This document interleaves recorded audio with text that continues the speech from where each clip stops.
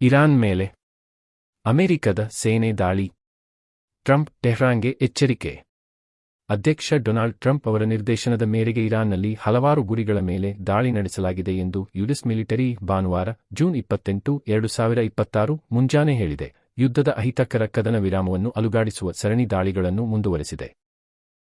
ಶನಿವಾರ ಬೆಳಗಿನ ಜಾವ ವ್ಯಾಪಾರಿ ಹಡಗಿನ ಮೇಲೆ ದಾಳಿ ನಡೆದ ನಂತರ ಯುಎಸ್ ಮಿಲಿಟರಿ ವಿಮಾನಗಳು ಇರಾನಿನ ಮಿಲಿಟರಿಯ ಕಣ್ಗಾವಲು, ಮೂಲಸೌಕರ್ಯ, ಸಂವಹನ ವ್ಯವಸ್ಥೆಗಳು, ವಾಯು ರಕ್ಷಣಾ ತಾಣಗಳು, ಡ್ರೋನ್ ಸಂಗ್ರಹಣಾ ಸೌಲಭ್ಯಗಳು ಮತ್ತು ಮೈನ್ಲೇಯರ್ ಸಾಮರ್ಥ್ಯಗಳನ್ನು ಗುರಿಯಾಗಿಸಿಕೊಂಡಿವೆ ಎಂದು ಯುಎಸ್ ಸೆಂಟ್ರಲ್ ಕಮಾಂಡ್ ಸಾಮಾಜಿಕ ಮಾಧ್ಯಮಕ್ಕೆ ಪೋಸ್ಟ್ ಮಾಡಿದೆ. ವಿವಾದ. ಟ್ರಸ್ಟ್ ಪ್ರಧಾನ ಕಾರ್ಯದರ್ಶಿ ರಾಜೀನಾಮೆ.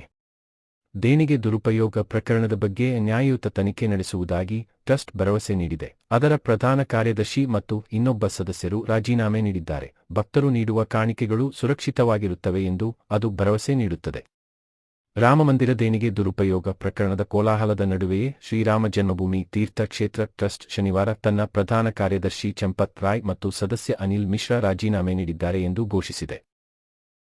ಮುಂದಿನ ಸಭೆಯಲ್ಲಿ ಟ್ರಸ್ಟ್ ಅವರ ರಾಜೀನಾಮೆಗಳ ಬಗ್ಗೆ ನಿರ್ಧಾರ ತೆಗೆದುಕೊಳ್ಳುತ್ತದೆ ಎಂದು ಟ್ರಸ್ಟ್ ಖಜಾಂಚಿ ಗೋವಿಂದ್ ದೇವ್ಗಿರಿ ಶನಿವಾರ ಹೇಳಿಕೆಯಲ್ಲಿ ತಿಳಿಸಿದ್ದಾರೆ. ರೈ ಅವರ ರಾಜೀನಾಮೆ ವರದಿಗಳನ್ನು ವಿಶ್ವ ಹಿಂದೂ ಪರಿಷತ್ ವಿಎಚ್ಪಿ ನಿರಾಕರಿಸಿದ ಒಂದು ದಿನದ ನಂತರ ಈ ಹೇಳಿಕೆ ಬಂದಿದೆ. ಶ್ರೀ ರೈ ವಿಎಚ್ಪಿಯ ಉಪಾಧ್ಯಕ್ಷರೂ ಆಗಿದ್ದಾರೆ. ವಿವಾದದ ನಡುವೆಯೇ ತನ್ನ ಮೊದಲ ಸಾರ್ವಜನಿಕ ಹೇಳಿಕೆಯಲ್ಲಿ ಅಯೋಧ್ಯೆಯ ರಾಮ ಮಂದಿರವನ್ನು ನಿರ್ವಹಿಸುವ ಟ್ರಸ್ಟ್ ಘಟನೆಯ ಬಗ್ಗೆ ನ್ಯಾಯಯುತ ತನಿಖೆಯನ್ನು ಖಚಿತಪಡಿಸುವುದಾಗಿ ಹೇಳಿದೆ. ಅಯೋಧ್ಯೆಯ ರಾಮ ಮಂದಿರದಲ್ಲಿ ಇತ್ತೀಚಿನ ದಿನಗಳಲ್ಲಿ ಬೆಳಕಿಗೆ ಬಂದಿರುವ ಘಟನೆಗಳಿಂದ ನಾವು ತೀವ್ರ ನೋವು, ಆಘಾತ ಮತ್ತು ದುಃಖಿತರಾಗಿದ್ದೇವೆ. ಎಲ್ಲ ರಾಮ ಭಕ್ತರು ಮತ್ತು ಭಗವಂತನ ಸೇವೆ ಮಾಡುವ ರಾಮಸೇವಕರ ಏಜೆಂಟರಾಗಿ ನ್ಯಾಯಯುತ ತನಿಖೆಯನ್ನು ಖಚಿತಪಡಿಸಿಕೊಳ್ಳಲು ಮತ್ತು ಭಕ್ತರ ವಿಶ್ವಾಸವನ್ನು ಪುನಃ ಸ್ಥಾಪಿಸಲು ನಾವು ಬದ್ಧರಾಗಿದ್ದೇವೆ ಎಂದು ಹೇಳಿಕೆಯಲ್ಲಿ ಸೇರಿಸಲಾಗಿದೆ. ರೈ ಮತ್ತು ಇತರ ಟ್ರಸ್ಟ್ ಸದಸ್ಯರು ದೇಣಿಗೆ ಕಳ್ಳತನ ಪ್ರಕರಣದ ಬಗ್ಗೆ ಟೀಕೆಗಳನ್ನು ಎದುರಿಸುತ್ತಿದ್ದಾರೆ. ಇದರಲ್ಲಿ 8 ಜನರನ್ನು ದುರುಪಯೋಗ, ಕ್ರಿಮಿನಲ್ ಪಿತೂರಿ, ವಂಚನೆ ಮತ್ತು ನಂಬಿಕೆ ಉಲ್ಲಂಘನೆಯ ಆರೋಪದ ಮೇಲೆ ಬಂಧಿಸಲಾಗಿದೆ. ಭಕ್ತರು ವೈಯಕ್ತಿಕವಾಗಿ ಅಧಿಕಾರಿಗಳಿಗೆ ಹಸ್ತಾಂತರಿಸಿದ ಬೆಳ್ಳಿ ಇಟ್ಟಿಗೆಗಳು, ಆಭರಣಗಳು ಮತ್ತು ಇತರ ಕಾಣಿಕೆಗಳು ಸುರಕ್ಷಿತವಾಗಿವೆ ಮತ್ತು ಸಂಪೂರ್ಣವಾಗಿ ಲೆಕ್ಕಪತ್ರ ನಿರ್ವಹಿಸಲ್ಪಡುತ್ತವೆ ಎಂದು ಟ್ರಸ್ಟ್ ಹೇಳಿಕೆಯಲ್ಲಿ ತಿಳಿಸಿದೆ. ದೇವಾಲಯದ ಕಾಣಿಕೆ ಹುಂಡಿಗಳಿಂದ ಹಣದ ದುರುಪಯೋಗದ ಆರೋಪಕ್ಕೆ ಸಂಬಂಧಿಸಿದಂತೆ ವಿಶೇಷ ತನಿಖಾ ತಂಡ ಸಲ್ಲಿಸಿದ ಮಧ್ಯಂತರ ವರದಿಯ ಆಧಾರದ ಮೇಲೆ ಎಫ್ಐಆರ್ ದಾಖಲಿಸಲಾಗಿದೆ. ಕಾನೂನು ಕ್ರಮಗಳು ನಡೆಯುತ್ತಿವೆ, ಸತ್ಯ ಹೊರಬರುತ್ತದೆ ಮತ್ತು ತಪ್ಪಿತಸ್ಥರಿಗೆ ಶಿಕ್ಷೆಯಾಗುತ್ತದೆ ಎಂದು ಹೇಳಿಕೆಯಲ್ಲಿ ತಿಳಿಸಲಾಗಿದೆ. ಕಳವು ನಡೆದಿರುವುದು ದುರಂತ. ಪ್ರಿಯಾಂಕಾ ಗಾಂಧಿ ತನಿಖೆಗೆ ಆಗ್ರಹ. ಅಯೋಧ್ಯೆಯ ರಾಮಮಂದಿರ ಕಾಣಿಕೆ ಕಳವು ನಡೆದಿರುವುದು ದುರದೃಷ್ಟಕರ ಹಾಗೂ ನಾಚಿಕೆಗೇಡಿನ ವಿಚಾರವಾಗಿದೆ. ದೇಣಿಗೆ ಸಂಗ್ರಹಿಸುವ ಹಾಗೂ ರಕ್ಷಿಸುವ ಜವಾಬ್ದಾರಿ ಹೊಂದಿದವರನ್ನು ಹೊಣೆಗಾರಿಕೆ ಮಾಡಬೇಕು ಎಂದು ಕಾಂಗ್ರೆಸ್ನ ಪ್ರಧಾನ ಕಾರ್ಯದರ್ಶಿ ಹಾಗೂ ಸಂಸದೆ ಪ್ರಿಯಾಂಕಾ ಗಾಂಧಿ ವಾದ್ರಾ ಒತ್ತಾಯಿಸಿದ್ದಾರೆ. ಶನಿವಾರ ಕೇರಳದ ವಯನಾಡ್‌ದಲ್ಲಿ ಸುದ್ದಿಗಾರರೊಂದಿಗೆ ಮಾತನಾಡಿದ ಅವರು, ಇದೊಂದು ನಿಜಕ್ಕೂ ದುರಂತ. ರಾಮನ ಮೇಲೆ ನಂಬಿಕೆಯುಳ್ಳವರು ದೇಣಿಗೆ ನೀಡಿದ್ದರು. ಮಹಿಳೆಯರು, ಬಡವರು ಕೂಡ ದೇಣಿಗೆ ನೀಡಿದ್ದಾರೆ. ಇದು ಕೇವಲ ದೊಡ್ಡ ಉದ್ಯಮಿಗಳು ನೀಡಿದ ದೇಣಿಗೆಯಲ್ಲ, ಸಾಮಾನ್ಯ ಜನರೇ ನೀಡಿದ ದೇಣಿಗೆಯಾಗಿತ್ತು. ಈಗ ಅದೇ ಹಣವೂ ಕಳವಾಗಿದೆ. ನಿಜಕ್ಕೂ ಇದು ದುರಂತ, ನಾಚಿಕೆಗೇಡಿನ ವಿಚಾರವಾಗಿದೆ ಎಂದು ಟೀಕಿಸಿದ್ದಾರೆ. ಬರಗಾಲ ಎದುರಿಸಲು ಸಿದ್ಧರಾಗೋಣ. ಮುಖ್ಯಮಂತ್ರಿ ಡಿಕೆ ಶಿವಕುಮಾರ್ ಕರೆ. 3 ವರ್ಷಗಳಿಂದ ಉತ್ತಮ ಮಳೆಯಾಗಿತ್ತು. ಆದರೆ ಈ ವರ್ಷ ಇಡೀ ದೇಶದಲ್ಲಿ ಬರಗಾಲ ಎದುರಾಗುವ ಸ್ಥಿತಿ ಇದೆ. ಎಲ್ಲರೂ ಸೇರಿ ಬರಗಾಲ ಎದುರಿಸಬೇಕು ಎಂದು ಮುಖ್ಯಮಂತ್ರಿ ಡಿಕೆ ಶಿವಕುಮಾರ್ ಕರೆ ನೀಡಿದರು. ಯಲಹಂಕದಲ್ಲಿ ಬೆಂಗಳೂರು ಉತ್ತರ ತಾಲೂಕು ಒಕ್ಕಲಿಗರ ಸಮಿತಿಯು ಶನಿವಾರ ಆಯೋಜಿಸಿದ್ದ ನಾಡಪ್ರಭು ಕೆಂಪೇಗೌಡ ಜಯಂತಿ ಕಾರ್ಯಕ್ರಮದಲ್ಲಿ ಕೆಂಪೇಗೌಡರ ಪ್ರತಿಮೆಗೆ ಮಾಲಾರ್ಪಣೆ ಮಾಡಿ ಅವರು ಮಾತನಾಡಿದರು.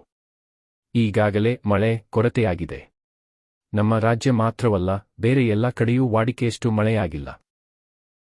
ಹೀಗಾಗಿ ಬಿತ್ತನೆ ಕಾರ್ಯಕ್ಕೆ ಹಿನ್ನಡೆಯಾಗಲಿದ್ದು, ಬೆಳೆಗಳಿಗೆ ನೀರು ಒದಗಿಸಿಕೊಳ್ಳಲು ರೈತರಿಗೆ ಕಷ್ಟವಾಗಲಿದೆ.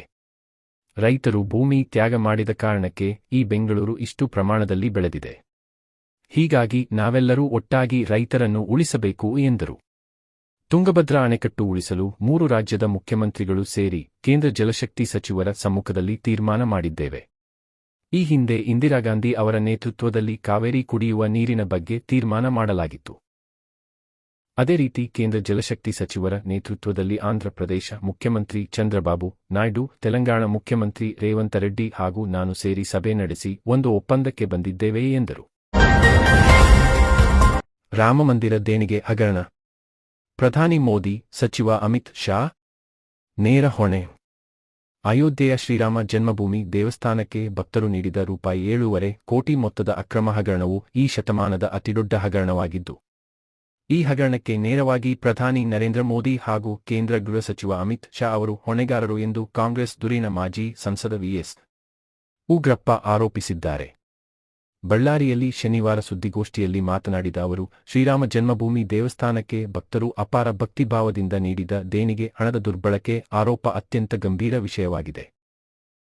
ತನಿಖೆಯ ವೇಳೆ ಕೆಲ ಆರೋಪಿಗಳ ಬ್ಯಾಂಕ್ ಖಾತೆಗಳಲ್ಲಿ ಹಾಗೂ ಮನೆಗಳಲ್ಲಿ ಅನುಮಾನಾಸ್ಪದ ಹಣ ಪತ್ತೆಯಾಗಿರುವುದು ಪ್ರಕರಣದ ಗಂಭೀರತೆಯನ್ನು ಮತ್ತಷ್ಟು ಹೆಚ್ಚಿಸಿದೆ ಎಂದು ತಿಳಿಸಿದರು. ಹಗರಣದ ಕುರಿತು ಸುಪ್ರೀಂ ಕೋರ್ಟ್ ಮೇಲ್ವಿಚಾರಣೆಯಲ್ಲಿ ತನಿಖೆ ಅಗತ್ಯವಾಗಿದೆ. ಈ ಪ್ರಕರಣದ ಕುರಿತು ಮೌನ ವಹಿಸಿರುವುದು ಹಲವಾರು ಪ್ರಶ್ನೆಗಳನ್ನು ಹುಟ್ಟುಹಾಕಿದೆ ಎಂದು ಹೇಳಿದರು. ಭಾರತ ದೇಶದ ನೂರಾರು ಕೋಟಿ ಭಾರತೀಯರ ನಂಬಿಕೆಯ ಕೇಂದ್ರ, ಅದರ ಮೇಲೆ ಈ ರೀತಿಯ ಭ್ರಷ್ಟಾಚಾರ ಮತ್ತು ಈ ರೀತಿಯ ಆಪಾದನೆಗಳು ಬಂದಿರುವಂತದ್ದು ನಿಜಕ್ಕೂ ಸಹ ಇಡೀ ವಿಶ್ವದಲ್ಲಿ ಭಾರತದ ಘನತೆ, ಗೌರವ, ನಂಬಿಕೆಗಳಿಗೆ ಇವತ್ತು ಧಕ್ಕೆ ಆಗಿದೆ.